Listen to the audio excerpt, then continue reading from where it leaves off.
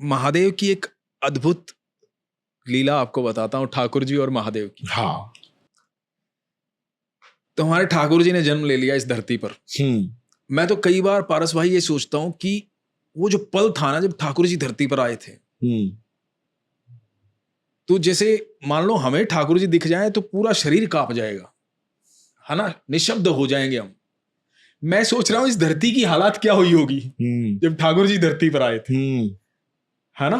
तो ठाकुर जी धरती पर आए, यशोदा मैया ठाकुर जी को खिला रही थी। महादेव की इच्छा हुई कैलाश में बैठ करके कि प्रभु धरती पर जा चुके हैं, प्रभु के दर्शन किए जाएं इस रूप के, क्योंकि महादेव अत्यंत प्रेम करते हैं ठाकुर जी से। बिल्कुल। तो महादेव धरती पर आए। महादेव ने सोचा कि ऐसे तो संभव नहीं होगा कि सीधा चला जाऊं, कोई ना कोई बहाना बनाना पड़ेगा। तो महादेव ने देखा वहां गोपियां काफी घूम रही थी, गोपियों के अंदर बात फैलानी शुरू की कि जाकर कहो नंद के घर पर मैं बहुत बड़ा भविष्य वक्ता हूं, ज्योतिषी हूं, भविष्य बताता हूं। हमने सुना है कि यहां नंद के घर लल्ला हुआ है, तो लल्ला का भविष्य बताऊंगा, जाकर बताओ उन्हें।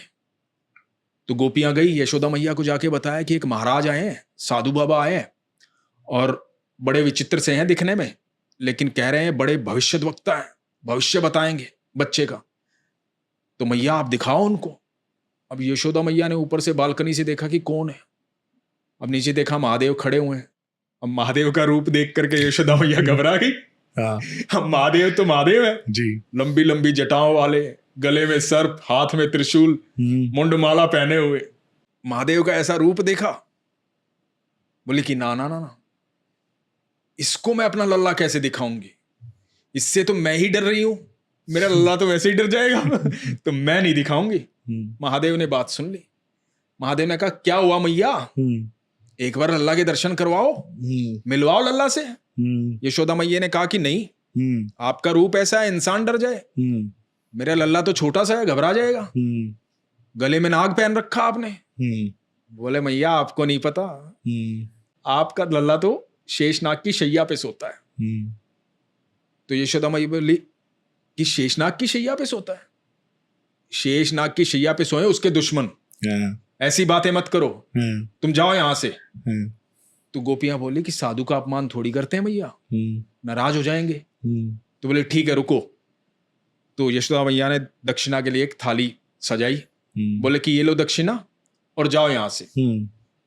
भोले बाबा बोले कि नहीं, दक्षिणा नहीं चाहिए मुझे, मुझे तो लल्ला को देखना है, जो लल्ला आपके घर आया है उसको देखना है। यशोदा मैया बोली कि वो तो नहीं संभव हो पाएगा, जाओ यहां से। तो भोले बाबा बोले नहीं, मैं तो दर्शन करूंगा, मैं तो देखूंगा, मैं तो भविष्य बताऊंगा उसका। अब यशोदा मैया ने मना किया। भोले बाबा बोले कि मैं यहीं बैठ जाऊंगा, कभी तो बाहर लेकर आओगी अपने लल्ला को, जब लेके आओगी तब देख लूंगा। भोले बाबा जिद में बैठ गए। यशोदा मैया बोली कि मेरा लल्ला चाहे घर के अंदर बूढ़ा हो जाए, मैं बाहर नहीं लेके आऊंगी, तुझे नहीं दिखाऊंगी। भोले बाबा बोले कोई बात नहीं, तुम अपनी जिद पर रहो, मैं अपनी जिद पर हूं, मैं भी यहीं बैठा रहूंगा। तो इधर भोले बाबा बैठे थे। भोले बाबा ने ध्यान लगाया, ठाकुर जी को मन ही मन कहा ये क्या लीला है प्रभु, मैं आपके दर्शन करने आया हूं। यशोदा मैया के मन में भाव तो डालो कि एक बार दर्शन तो कर दो, एक बार दर्शन दे तो दो, देख तो लूं आपको, आप कैसे हो, इतना क्यों तड़पा रहे हो, इतना क्यों तरसा रहे हो, धरती पर ये रूप तो मुझे देखना है आपका। मन ही मन भोले बाबा बात कर रहे। अब ये बात पहुंच रही ठाकुर जी के पास। ठाकुर जी छोटे से नन्हे से प्यारे से ठाकुर जी। अब ठाकुर जी को जब मन में ये बात आई कि महादेव इंतजार कर रहे हैं, ठाकुर जी रोने लगे। ठाकुर जी जोर जोर से रोने लगे। यशोदा मैया चुप करवाने लगी, और जोर से रोने लगे। यशोदा मैया फिर चुप करवाने लगी। अब ठाकुर जी चुप ही ना होए। यशोदा मैया कभी दही चटा रही है, कभी मक्खन चटा रही है, कभी दूध पिला रही है, लेकिन ठाकुर जी चुप ना होए। कहा जाता है कि नीले रंग के ठाकुर जी लाल रंग के हो गए, इतना रोए कि सांस भूल गए, लगातार रोते रहे। यशोदा मैया परेशान हो गई, पागल हो गई ठाकुर जी को रोता हुआ देखकर कि ये हो क्या रहा है, मेरा बच्चा चुप क्यों नहीं हो रहा है। अब यशोदा मैया के लिए तो उनका बच्चा है ना वो, उन्हें थोड़ी पता है अनंत ब्रह्मांड का मालिक है वो। लगातार रो रही है यशोदा मैया साथ साथ। तो गोपियां कह रही कि मैया इसको नजर लग गई है लल्ला को, किसी को बुलाते हैं नजर उतारनी पड़ेगी। तो एक गोपी कहती है मैया वो जो बाहर साधु आया है ना वो नजर उतार देगा। उस साधु महाराज से पूछते हैं क्या पता वो नजर उतार दे। तो यशोदा मैया कहती है कि ठीक है उससे बात करो कि मेरा बच्चा रो रहा है, मेरे बच्चे को चुप करवा देगा वो तो अंदर आने दूंगी, नहीं तो नहीं आने दूंगी। अब गोपियां भागकर भोले बाबा के पास गई। भोले बाबा तो इंतजार में बैठे हुए थे। जा करके बोली भोले बाबा से, बाबा बच्चे को नजर लगी है लल्ला को, लल्ला बहुत रो रहा है, चुप नहीं हो रहा, क्या नजर उतार दोगे? भोले बाबा बोले हाँ उतार दूंगा। तो गोपियां बोली चलो अंदर। बोला नहीं अंदर नहीं जाऊंगा, मैं यहीं बैठा हूं, अंदर आने के लिए तो मना किया है ना, यदि आपको जरूरत है तो आप लेके आओ लल्ला को यहाँ, मैं अंदर नहीं जाऊंगा। अब भोले बाबा भी खेल रहे थे। तो गोपियों ने कहा कि नहीं नहीं आप अंदर चलो। बोला नहीं अंदर नहीं जाऊंगा। तो एक गोपी बोली कि देखो अंदर चलोगे ना तो मैं यशोदा मैया से बात करूंगी, वो आपको लल्ला को खिलाने देंगे, गोदी में दे देंगे। बस ये बात सुनते ही भोले बाबा पिघल गए। बोले वाह गोदी में लेने दोगी? बोले हाँ। तो भोले बाबा ने जैसे ही नंद भवन की तरफ कदम बढ़ाया ठाकुर जी का रोना कम हुआ। आगे कदम बढ़ाया फिर रोना कम हुआ, आगे कदम बढ़ाया फिर रोना कम हुआ।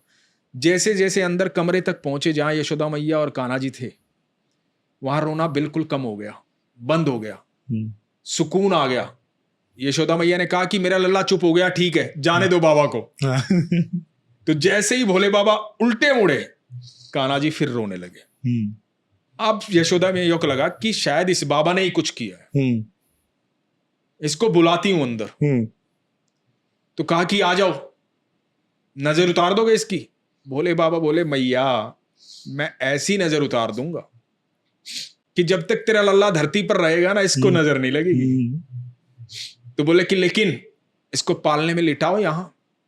अब यशोदा मैया उसका चेहरा नहीं दिखा रही कान्हा का बाबा को, क्योंकि ऐसा रूप देखकर मेरा बच्चा और ना रोने लगे। तो बाबा कह रहे हैं तू यकीन मान मैया मैं कुछ गलत नहीं करूंगा, उसका चेहरा दिखा, पालने में लिटा, मैं उसको देखूंगा तभी तो नजर उतारूंगा। तो यशोदा मैया ने अपना दिल मजबूत करके पालने में लिटाया ठाकुर जी को। और जैसे ही पालने में ठाकुर जी को लिटाया महादेव ने दंडवत प्रणाम किया ठाकुर जी को। तो यशोदा मैया ने कहा कि बाबा आप तो ऐसे दंडवत प्रणाम कर रहे हो कि जैसे मेरा लल्ला कोई भगवान हो। तो भोले बाबा ने कहा कि मैया यही तो नहीं पता तुझे तू किसे गोदी में खिला रही है, यह अनंत ब्रह्मांड का मालिक है।